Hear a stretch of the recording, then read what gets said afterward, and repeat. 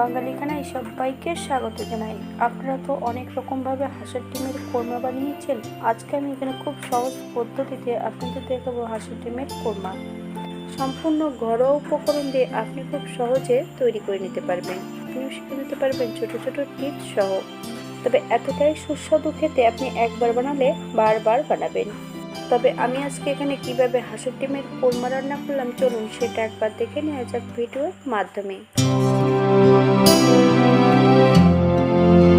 আজকে আমি এখানে 6খানা হাঁসের ডিম নিয়ে নিয়েছি। ডিমগুলো সেদ্ধ করার পর খোসাটা পরিষ্কার করে নিয়েছি। হালকা করে চারি সাইডগুলো ডিমগুলো কাটা আছে। আপনারা আপনাদের পছন্দ মতন ডিমগুলো কেটে নিতে পারেন। আপনারা যারা ডিম সেদ্ধ করার পদ্ধতিটা জানেন না, আমার চ্যানেলে অনেক রকম ডিমের রেসিপি দেওয়া আছে, আপনারা একবার দেখে নেবেন। একটা কড়াইতে 2 চামচ সাদা তেল অ্যাড করব। ফোড়নে রেখেছি সাদা জিরে। ফোড়ন থেকে সুগন্ধ বেরোলে 4 থেকে 5 কোয়া রসুন 80% বেটে নিয়েছি। 1 থেকে 2 মিনিটের মতো মিডিয়াম আঁচে ভেজে নিতে হবে। এই পর্যায়ে অ্যাড করব মিডিয়াম সাইজের 2টো পেঁয়াজ বেশ মিহি করে কুচিয়ে নিয়েছি। সম্পূর্ণ পেঁয়াজটা অ্যাড করব। মিডিয়াম আঁচে বেশ ভালো করে ভেজে নেব। এই পর্যায়ে অ্যাড করব 1/2 চামচ নুন। যতক্ষণ পেঁয়াজ রসুন থেকে কাঁচা গন্ধ বেরোবে ততক্ষণ বেশ ভালো করে পেঁয়াজ রসুন ভেজে নিতে হবে।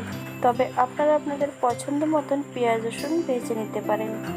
এই পর্যায়ে অ্যাড করব 1/2 চামচ চিনি। আপনারা যদি পছন্দ করেন তাহলে পরিমাণে বাড়িয়ে দিতে পারেন।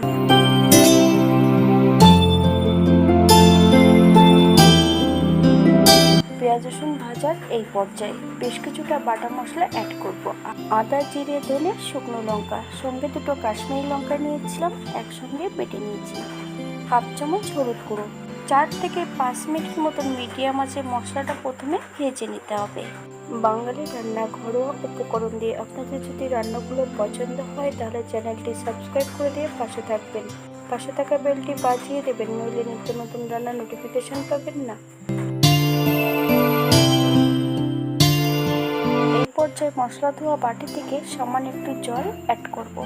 মিডিয়াম আঁচে 5 থেকে 7 মিনিটের জন্য কষিয়ে নিতে হবে, অথবা মশলা থেকে যতক্ষণ তেল না ছাড়ছে ততক্ষণ বেশ মশলাটা ভালো করে কষিয়ে নিতে হবে।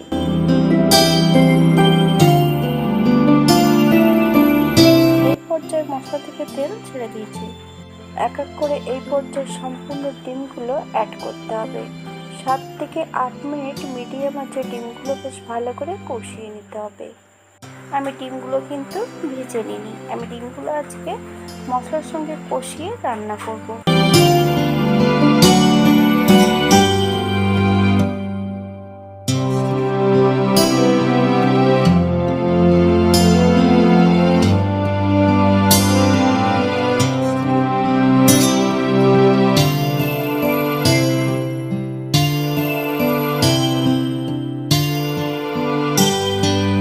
ডিমগুলো বেশ ভালো করে কষিয়ে নিয়েছি। এই পর্যায়ে অ্যাড করব নারকেলের দুধ। আমি এখানে 1 বাটি নারকেলের দুধ অ্যাড করব। আপনাদের যতটা গ্রেভির প্রয়োজন আপনারা ততটা দুধ অ্যাড করতে পারেন।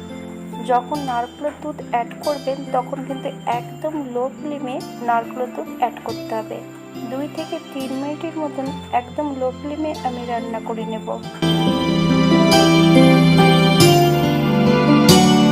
3 মিনিট পর এই পর্যায়ে আমি মিডিয়াম আঁচে আরও 5 থেকে 7 মিনিটের মতন রান্না করে নেব।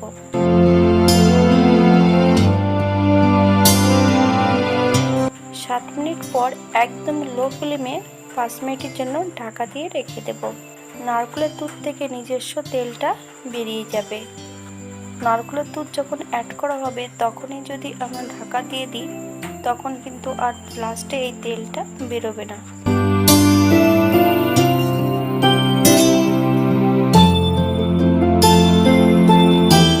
এই পর্যায়ে আমি ঘি, গরম মশলা অ্যাড করব না, আপনারা যদি পছন্দ করেন তাহলে অ্যাড করতে পারেন। এই পর্যায়ে আমি 5 মিনিটের জন্য স্ট্যান্ডিং টাইম দেব, তারপর সার্ভ করব।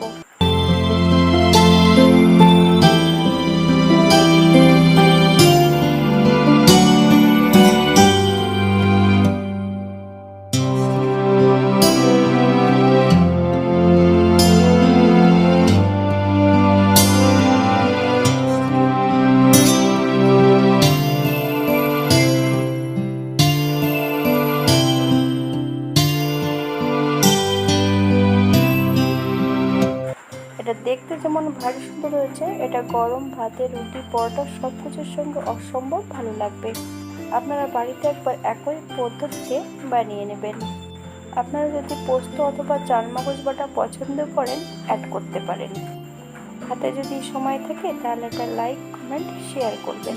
আজকের ভিডিওটি এই পর্যন্ত। সবাই সুস্থ থাকবেন, ভালো থাকবেন। অন্যদিন নতুন রেসিপি নিয়ে আপনাদের সামনে আবার আমি হাজির হব। নতুন ও পুরনো সকল বন্ধুদের অসংখ্য ধন্যবাদ ভিডিওটি দেখার জন্য।